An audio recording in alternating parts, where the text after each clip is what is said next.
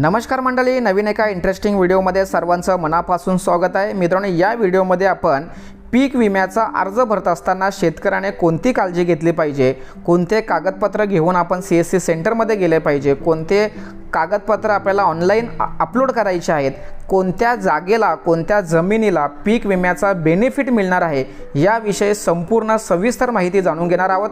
व्हिडिओला सुरुवात करण्यापूर्वी चॅनलवरती जर नवीन असाल तर कृपा करा चॅनल सबस्क्राइब करा। अशाच महत्त्वपूर्ण अपडेट, महत्त्वपूर्ण बातम्या या चॅनलवरती येत असतात। चला तर मित्रांनो, पीक विम्यासंदर्भात सविस्तर माहिती जाणून घेऊया। तर शेतकरी मित्रांनो, खरीप 2024 साठी पीक विमा ऑनलाईन अर्ज करत असताना आपण जी काळजी घ्यायला पाहिजे ती माहिती संपूर्ण या ठिकाणी दिलेली आहे। आता पीक विम्याचा अर्ज भरत असताना सायबर कॅफे किंवा CSC सेंटर यांच्याकडून अनेक वेगवेगळ्या चुका होत असतात, त्याचा फटका शेतकऱ्यांना भरतो। परंतु हा अर्ज भरत असताना शेतकऱ्याने कोणती काळजी घेतली पाहिजे याची माहिती बघत असताना प्रधानमंत्री पीक विमा योजनेअंतर्गत महाराष्ट्रात खरीप हंगाम 2024 साठी पीक विमा भरण्यासाठी सुरुवात आजपासून शासनाच्या pmfby.gov.in या संकेतस्थळाद्वारे सुरू करण्यात आलेले असून यावर्षी शेतकऱ्यांना आपल्या अधिसूचित पिकांचा विमा भरण्यासाठी केवळ ₹1 भरावा लागणार असल्याची माहिती कृषी मंत्री धनंजय मुंडे यांनी दिलेली आहे। प्रधानमंत्री पीक विमा योजनेतून मागील वर्षी विक्रमी 1,70,00,000 पेक्षा अधिक शेतकऱ्यांनी आपल्या पीक विमा भरून या योजनेचा लाभ घेतलेला आहे। आता शेतकरी मित्रांनो, तुम्हाला जर खरीप पीक विमा 15 जुलैच्या अगोदर तुम्हाला भरावा लागणार आहे। हे भरत असताना खरीप 2024 साठी भात, ज्वारी, सोयाबीन, कापूस, तूर, मूग, उडीद, मका, बाजरी, नाचणी, भुईमूग, तीळ, कारले, कांदा ही 14 पिके विमा योजनेमध्ये समाविष्ट करण्यात आलेली आहेत। या पिकांचा विमा भरण्याची अंतिम तारीख ही 15 जुलै असून यापूर्वी शेतकऱ्यांनी आपल्या पिकांचा विमा भरावा असे आवाहन कृषी मंत्री धनंजय मुंडे यांनी दिलेले आहे। या योजनेचा सर्वात महत्त्वाचा उद्दिष्ट तर विमा योजनेत समाविष्ट पिके जे 14 पिकं आहेत या पिकांसाठी अधिसूचना क्षेत्रातील शेतकऱ्यांना भाग घेता येईल। अधिसूचित क्षेत्रात अधिसूचित पिके घेणारे म्हणजे कुळाने अगर भाडेपट्टीने शेती करणाऱ्या शेतकऱ्यांसह सर्व शेतकरी या योजनेस पात्र असणार आहेत। पीक कर्ज घेणाऱ्या आणि बिगर कर्जदार शेतकऱ्यांना योजनेतील सहभाग ऐच्छिक राहील। भाडेपट्टीने शेती करणाऱ्या शेतकऱ्यांना पीक विमा पोर्टलवर नोंदणीकृत भाडेकरार अपलोड करावा लागणार आहे। तसेच पीक विमाची पाहणी करण्यासंदर्भात कोणती अट या ठिकाणी दिलेली आहे ती समजून घेऊया। शेतकऱ्याने लागवड केलेल्या पिकांची नोंद ई-पीक पाहणीमध्ये करायची आहे। आपल्या मालकीच्या नसलेल्या जमिनीवर पीक काढणे, उदाहरणार्थ शासकीय जमीन, अकृषक जमीन, कंपनी, संस्था, मंदिर, मस्जिद यासारख्या ज्या जमीन असतात त्या जमीनसुद्धा तुम्हाला पीक विमा मिळणार आहे। परंतु तो भरत असताना तुम्हाला ऑनलाईन पीक नोंद ई पाहणी याच्यामध्येच तुम्हाला नोंदणी करायची आहे।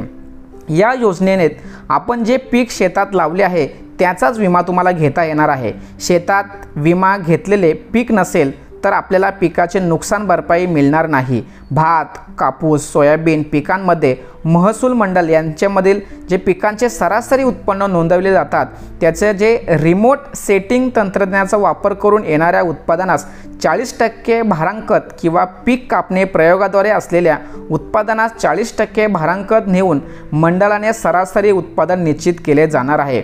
अर्ज करण्यासाठी आधार कार्ड क्रमांक तुमचा आवश्यक असणार आहे। पीक विम्याचा अर्ज हा आधारवरील सर्व नावाप्रमाणे असावा। पीक विम्यातील नुकसान भरपाई ही केंद्र शासनाच्या विमा पोर्टलद्वारे आधार संलग्न बँकेमध्ये जमा करण्यात येणार आहे। यासाठी आपले बँक खाते आधार संलग्न पेमेंटसाठी अधिकृत असणे आवश्यक आहे। त्याकरिता आपले बँक मॅनेजर यांच्याकडे माहिती जी असते ती माहिती अद्ययावत करून घ्यायची आहे। आधार कार्डवरील नाव व बँक खात्यावरील नाव सारखे असावे। विमा अर्ज भरण्यासाठी प्रति शेतकरी CSC विभागाते 40 रुपये मानधन केंद्र शासनाने निर्धारित केलेले आहेत। संबंधित विमा कंपनी मार्फत CSC विभागात दिले जाते। त्यामुळे शेतकऱ्यांनी प्रति अर्ज ₹1 प्रमाणे रक्कम CSC चालकांना देणे अभिप्रेत असणार आहे। विमा संरक्षण बाबील महत्त्वाच्या बाबी ज्या आहेत त्या पुढील प्रमाणे: पीक विमा पेरणीपासून काढणीपर्यंत कालावधी, पिकांच्या उत्पादनास येणारी घट, पीक पेरणीपूर्व लावणीपूर्व जे नुकसान होतं, हंगामातील प्रतिकूल परिस्थितीमुळे झालेलं नुकसान, काढणी पश्चात पिकाचे नुकसान, स्थानिक नैसर्गिक आपत्तीमुळे जे नुकसान होते, या सर्व नुकसानीमुळेच तुम्हाला हे पैसे मिळणार आहे। आता विमा योजनेमध्ये सहभागी होण्यासाठी शेतकऱ्याने काय करायला पाहिजे, तर अधिसूचित क्षेत्रातील अधिसूचित पिकांसाठी पीक कर्ज घेतलेल्या शेतकऱ्यांना देखील या विमा योजनेचा बंधनकारक नाही आहे। मात्र शेतीसाठी शेतकऱ्याने विमा योजना भाग घेण्यासाठी अंतिम दिनांक आधी किमान 7 दिवस संबंधित बँकेस विमा हप्ता न भरणे बाब देखील कळवणे गरजेचे आहे। मित्रांनो, तुमचा सातबारा असेल, बँकेचा पासबुक असेल, आधार कार्ड असेल आणि पीक पेरणी स्वयं घोषणापत्र जे असते, हे सर्व तुम्हाला अधिकृत बँकेत किंवा कॉमन सर्व्हिस सेंटर म्हणजे CSC सेंटर यांच्याकडे जाऊन तुम्हाला दिलेल्या वेबसाईटवरती जाऊन ऑनलाईन पद्धतीने अर्ज सादर करायचा आहे। आता हा अर्ज सादर करत असताना 15 जुलै 2024 ही शेवटची तारीख असणार आहे। मित्रांनो, सर्वसामान्यपणे जे पीक निहाय विमा संरक्षण रक्कम ही तुम्हाला स्क्रीनवरती दिसत असेल, त्याचा स्क्रीनशॉट तुम्ही काढून सविस्तरपणे माहितीसाठी ठेवू शकता।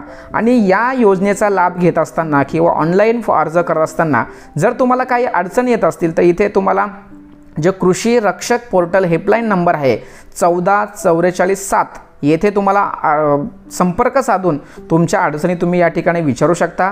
मित्रांनो, या व्हिडिओमधून आपण हा पीक विम्याचा अर्ज भरत असताना शेतकऱ्याने कोणकोणती काळजी घेतली पाहिजे, जर तुम्ही ऑनलाईन अर्ज करायला गेलात तर तुमच्याकडे कोणकोणते डॉक्युमेंट्स पाहिजेत, किंवा अर्ज करत असताना तुमची शेती कशा पद्धतीने असली पाहिजे, तुम्हाला नुकसान कशा पद्धतीने मिळणार आहे, याविषयी संपूर्ण आणि सविस्तर माहिती या ठिकाणी देण्याचा, समजावून सांगण्याचा प्रयत्न केलेला आहे।